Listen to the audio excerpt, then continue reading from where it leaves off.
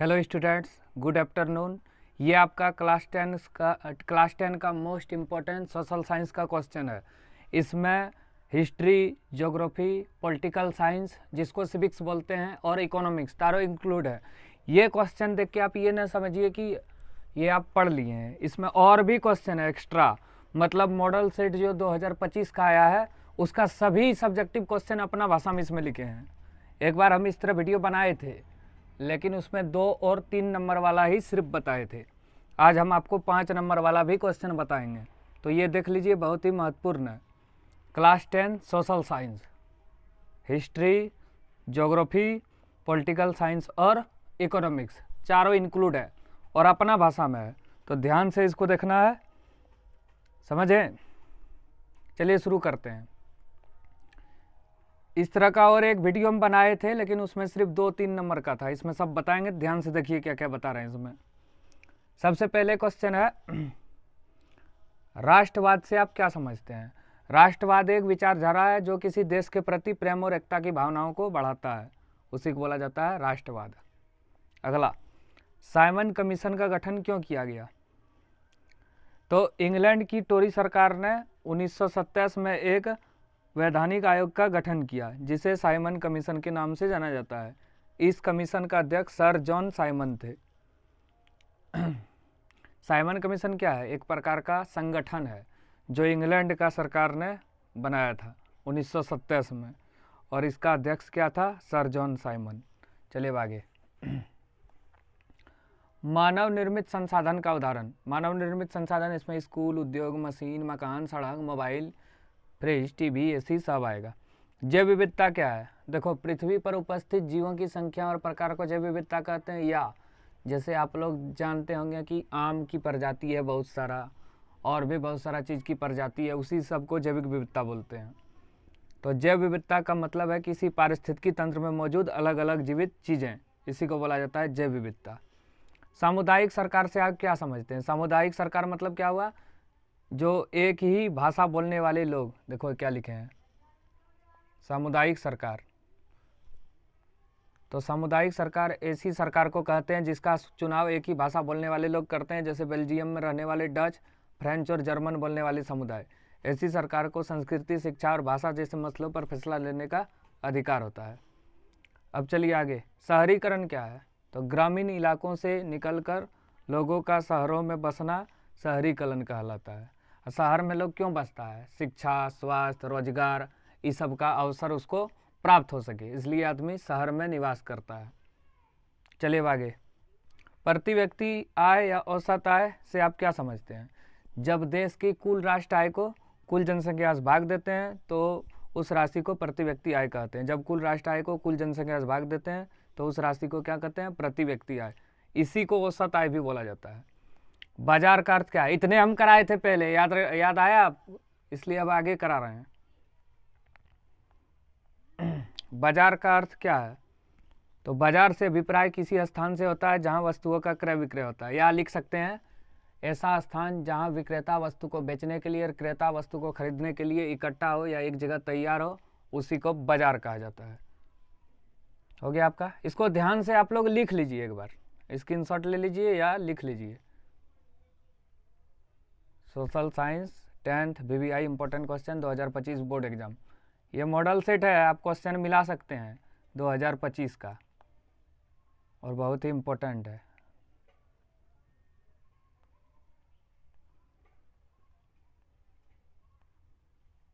आठ को हो गया। चलिए अब आगे चलते हैं। देखिए वही सब क्वेश्चन है, यहाँ देख लीजिए सेट में। राष्ट्रवाद, साइमन कमीशन, मानव निर्मित, जैव विविधता, सामुदायिक सरकार, शहरीकरण, प्रति व्यक्ति आय, बाजार। चलिए अब लॉन्ग क्वेश्चन पे आते हैं, जो कि 3 या 5 नंबर का आपका एग्जाम में पूछ सकता है। चलिए देखिए शुरू करते हैं। कृषि अर्थव्यवस्था पर प्रथम विश्व युद्ध के प्रभाव का वर्णन करें। प्रथम विश्व युद्ध 1914 से 18 तक चला था।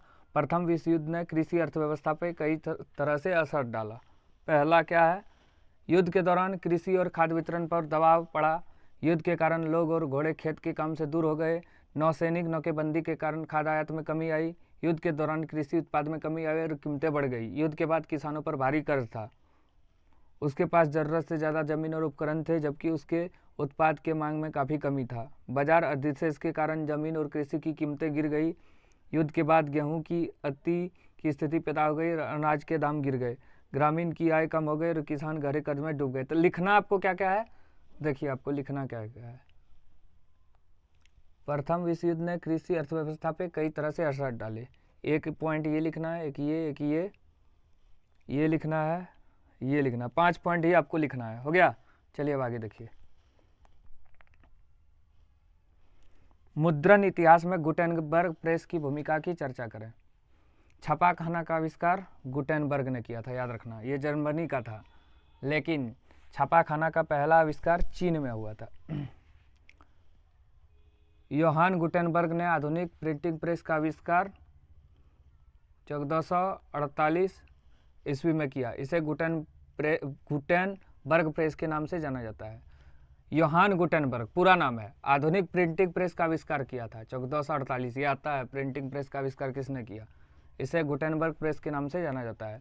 गुटेनबर्ग रोमन वर्णमाला के सभी 26 अक्षर, जो इंग्लिश में होता है ABCD, की आकृति बनाई तथा उन्हें इधर उधर मूव कराकर शब्दों के निर्माण का प्रयास किया।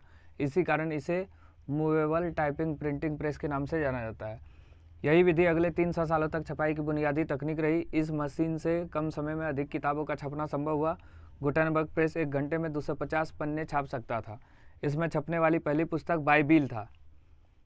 3 वर्षों में उसने बाइबिल की 180 प्रतियां छापी, जो उस समय के हिसाब से काफ़ी तेज था। यही लिखना है, बहुत इंपॉर्टेंट है VBI, क्योंकि ये आपका मॉडल सेट है, तो इसको याद करना, रटना एकदम बिल्कुल जरूरी है। चलिए अब आगे चलते हैं। वन संरक्षण के उपायों का वर्णन करें। इसको आप अपनों से भी लिख सकते हैं। वनों का संरक्षण का उपाय क्या है? पेड़ों की कटाई को रोकना, वृक्षारोपण करना, पशुओं की चराई को रोकना, प्रतिबंध करना, यही सब है। तो वन एक महत्वपूर्ण प्राकृतिक संपदा है। ये देश के विकास में महत्वपूर्ण भूमिका निभाते हैं। अतः वन संरक्षण के लिए निम्नलिखित उपाय अपनाकर वन समस्या का हल किया जा सकता है। इसमें एक और क्वेश्चन बन सकता है, हमें वनों का संरक्षण क्यों करना चाहिए? तो वनों का संरक्षण हमें निम्न कारणों से करना चाहिए। वनों से इमारती लकड़ी प्राप्त होती है, जलावन की लकड़ी। वनों से फल फूल सब्जियां प्राप्त होती है। वन वन्य जीवों को आश्रय प्रदान करता है। वन वर्षा लाने में सहायक है। वन पर्यावरण को स्वच्छ बनाता है।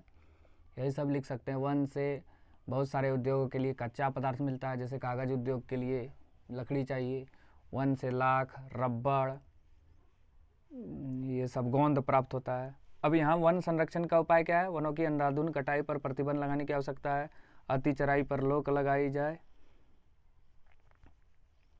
वनों के वृक्ष काटने पर उसके स्थान पे वृक्षारोपण करना चाहिए। वन क्षेत्र बढ़ाने के लिए क्षेत्रों का निर्धारण करना चाहिए। वन क्षेत्र को संरक्षित करने की नितांत आवश्यक है। लकड़ी के ईंधन का उपयोग कम से कम हो, इसके लिए पूरक लकड़ी का विकास किया जाए। वनों से हानिकारक कीड़े मकोड़े, बीमारी, आग आदि से सुरक्षित रखा जाए। वनों की उपयोगिता और उसकी महत्ता की जानकारी के लिए जन चेतना व जन जागरण पैदा किया जाए। अब देखिए लिखना क्या है आपको। तो वन संरक्षण के विभिन्न उपाय का वर्णन करें, इसको तो पूरा लिखना है आपको यहाँ तक। उसके बाद यहाँ 2-3 पॉइंट आप लिख सकते हैं जो आपको अच्छा लगे या याद हो, जो जरूरी है, जो याद हो आपको। जैसे ये पॉइंट अच्छा है, ये अच्छा है, ये सब लिख लीजिए। हो गया, 2-3 पॉइंट आप छोड़ सकते हैं। चलिए आगे। मोटे अनाज से क्या तात्पर्य है? मोटे अनाज मतलब जो कम रेट में मिलता है। मोटे अनाज मिलेट से तात्पर्य है पहाड़ी, पथरीली या कम उपजाऊ भूमि पर उगाए जाने वाली की फसलें। इसमें कुछ खाद्यान्न है तो कुछ चारे की फसल है। ज़्यादातर मोटे अनाज में चारा फसल आता है, जैसे ज्वार, बाजरा, रागी, जिसको मड़ुआ बोलते हैं, मकई, ये सब भी मतलब इसमें जो है एग्जाम्पल भी आ सकता है। अगला, लोकतांत्रिक सरकार में सत्ता की साझेदारी क्यों जरूरी है? सत्ता की साझेदारी जरूरी है, इसके पक्ष में 2 तर्क दिया गया है। सत्ता का बंटवारा होने से विभिन्न सामाजिक समूहों के बीच टकराव का अंदेशा कम हो जाता है। चूँकि सामाजिक टकराव आगे बढ़कर अक्सर हिंसा और राजनीतिक अस्थिरता का रूप ले लेती है और स्थिरता का रूप ले लेती है, इसलिए सत्ता में हिस्सा दे देना राजनीतिक व्यवस्था के स्थायित्व के लिए अच्छा है। दूसरा क्या है? सत्ता की साझेदारी दरअसल लोकतंत्र की आत्मा है। लोकतंत्र का मतलब ही होता है कि लोग इस शासन व्यवस्था के अंतर्गत है उसके बीच सत्ता की बंटवारा जाए और ये लोग दर्रों से रहे। इसलिए वैध सरकार वही है जिसमें अपनी अपनी भागीदारी के माध्यम से सभी समूह शासन व्यवस्था से जुड़े हैं। चलिए आगे करते हैं। जातिवाद के दुष्प्रभाव क्या है? तो निम्नलिखित कारणों से सामाजिक असमानता या जातिवाद लोकतंत्र के मार्ग में बाधक बन जाती है। सामाजिक असमानता या जातिवाद से ऊंच नीच की भावना उत्पन्न होती है। एक जाति का दूसरे जाति के द्वारा उत्पीड़न व शोषण होता है। यह वातावरण लोकतंत्र के लिए बड़ा बाधक है। अगला, सामाजिक असमानता या जातिवाद के कारण जनता विभिन्न वर्गों में बढ़ जाते हैं। इसमें अनेक भेदभाव उत्पन्न हो जाते हैं और देश की एकता नष्ट हो जाती है। सामाजिक असमानता या जातिवाद के कारण लोग वोट भी इसी आधार पर देने लगते हैं, जो कि लोकतंत्र के लिए बड़ा हानिकारक होता है। चलिए आगे, चुनाव आयोग के प्रमुख कार्यों का स्पष्ट करें। चुनाव आयोग क्या करता है? चुनाव कराता है, वोट की गिनती करता है, परिणाम देता है। भारत में चुनाव आयोग के निम्नलिखित कार्य है। पहला, चुनाव क्षेत्रों का निर्धारण करना, पर इतने लिखना है आपको, ज़्यादा नहीं लिखना है।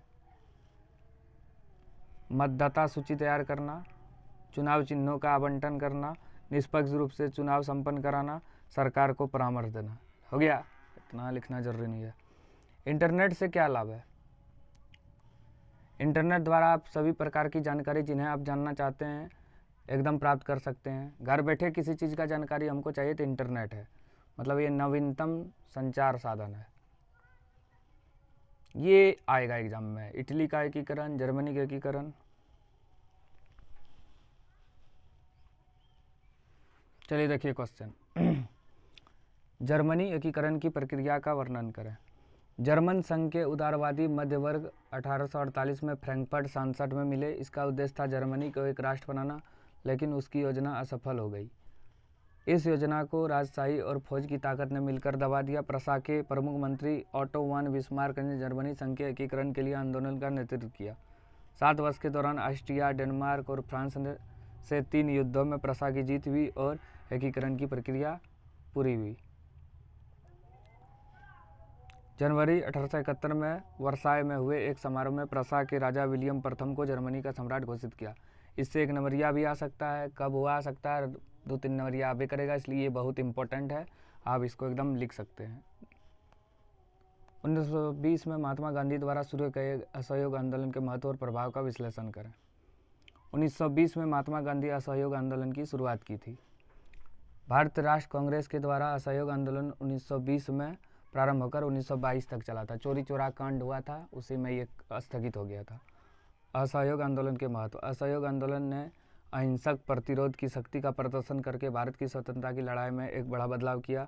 इसने विभिन्न पृष्ठभूमि के लोगों को एकजुट किया और दिखाया कि सामूहिक कार्रवाई से ब्रिटिश शासन को चुनौती दी जा सकती है। अब असहयोग आंदोलन का प्रभाव क्या पड़ा देखिए। इस आंदोलन से जनता में नया उत्साह उत्पन्न हो गया। हिंदू मुस्लिम मिलकर अंग्रेजों के विरुद्ध लड़ने लगे। लोगों ने सरकारी नौकरियां छोड़ दी। विदेशी वस्तुओं का बहिष्कार किया जाने लगा।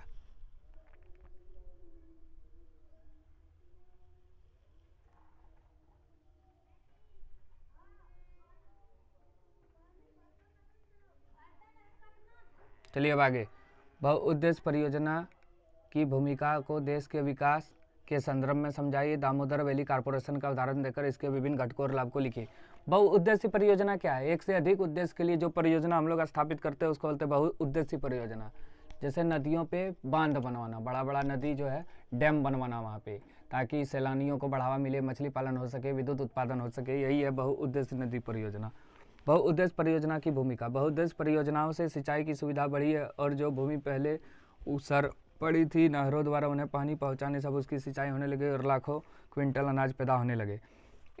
इन बांधों ने हमारे कारखाने चलाने एवं हमारी सुविधा के लिए बिजली पैदा करने में महत्वपूर्ण भूमिका निभाई।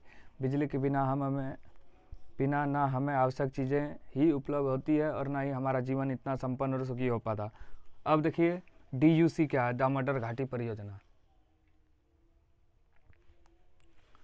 दामोदर घाटी परियोजना को अंजाम देने के लिए 18 फरवरी 1948 को दामोदर घाटी निगम DUC की स्थापना की गई। इस परियोजना के तहत 8 बड़े बांध, 1 अवरोधक बांध, 6 जल विद्युत गृह और 3 ताप विद्युत गृह बनाए गए। दामोदर घाटी परियोजना से लाभ। दामोदर घाटी को बंगाल सौक कहा जाता है क्योंकि यह नदी बार बार बाढ़ लाती है। इस परियोजना ने इस बाढ़ को नियंत्रित करने में मदद की। इस परियोजना से झारखंड और पश्चिम बंगाल के कृषि क्षेत्र को सिंचाई के लिए पानी मिलता है। इस परियोजना से 12,000 मेगावाट बिजली का उत्पादन होता है। इस परियोजना से जल परिवहन और मछली पालन की सुविधा मिली है। चलिए नेक्स्ट क्वेश्चन, संघीय सरकार की मुख्य विशेषता क्या है?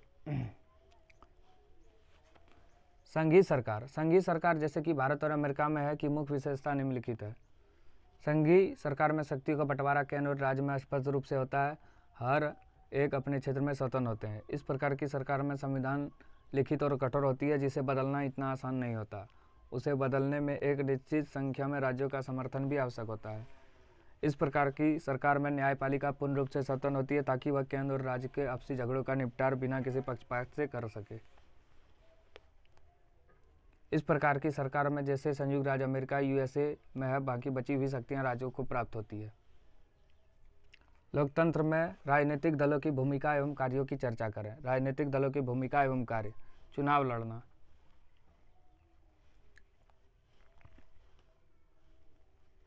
राजनीतिक दलों के उम्मीदवारों का चयन दल के नेता द्वारा अथवा सदस्यों तथा समर्थकों द्वारा होता है। प्रत्येक राजनीतिक दल चुनाव जीतना चाहता है ताकि सत्ता प्राप्त कर वह अपना नीतियों को क्रियान्वित कर सके। सरकारी नीति को दिशा निर्देश, विभिन्न राजनीतिक दल अपनी अपनी नीतियों और कार्यक्रमों को मतदाता के सामने रखते हैं। जनता इनमें से अपनी पसंद की नीतियां अथवा कार्यक्रम को चुनती है। इससे सरकार को जनता की पसंद नापसंद के बारे में पता चलता है। कानून निर्माण, राजनीतिक दल कानून निर्माण में महत्वपूर्ण भूमिका निभाते हैं। विधायकों में राजनीतिक दल के सदस्य होते हैं। कोई भी कानून विधायिका में ही तैयार होती है, जिससे राजनीतिक दल के सदस्यों की महत्वपूर्ण भूमिका होती है। सरकार का संचालन एवं नीतियां एवं कार्यक्रमों का संचालन, चुनाव में जिस राजनीतिक दल को सफलता मिलती है वह सरकार का निर्माण करता है तथा अपनी नीति एवं कार्यक्रम को क्रियान्वित करता है।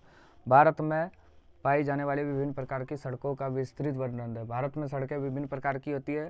सड़कों को राष्ट्र महामार्ग, राजमार्ग, जिला की सड़कें, गांव की सड़कें तथा सीमा सड़कों के रूप में बांटा जा सकता है। राष्ट्र महामार्ग क्या है? राष्ट्र महत्व की सड़कें ये एक राज्य को दूसरे राज्य से मिलाती है। इन महामार्गों का निर्माण कार्य एवं रखरखाव केंद्र सरकार करता है। राज्य महामार्ग, इसका निर्माण और रखरखाव का दायित्व राज्य सरकार के पास होता है। ये मार्ग राज्य की राजधानी को जिला के मुख्यालय तथा अन्य महत्वपूर्ण नगरों से जोड़ती है। जिला की सड़कें, जिला मुख्यालय को जिला के विभिन्न नगरों और कस्बों से जोड़ती है। गांव की सड़कें, गांव का निकटवर्ती कस्बा नगरों से जोड़ता है। सीमा सड़कें, इसका निर्माण देश की सीमावर्ती क्षेत्रों में किया जाता है। आज सीमा सड़क संगठन ने अपनी गतिविधियों को इन क्षेत्रों में फैला रखा है, मतलब ये बॉर्डर होगा। ठीक है, थैंक यू। आज इतना रखते हैं, हो गया आपका कंप्लीट, पूरा करा दिए हैं। इसको ध्यान से देखिए। और भी सोशल साइंस का आप जो है 5 सेट वर्मा प्रेस देखना चाहते हैं तो नीचे डिस्क्रिप्शन में लिंक है, वहाँ से आप जाके देख सकते हैं। ठीक है, थैंक यू।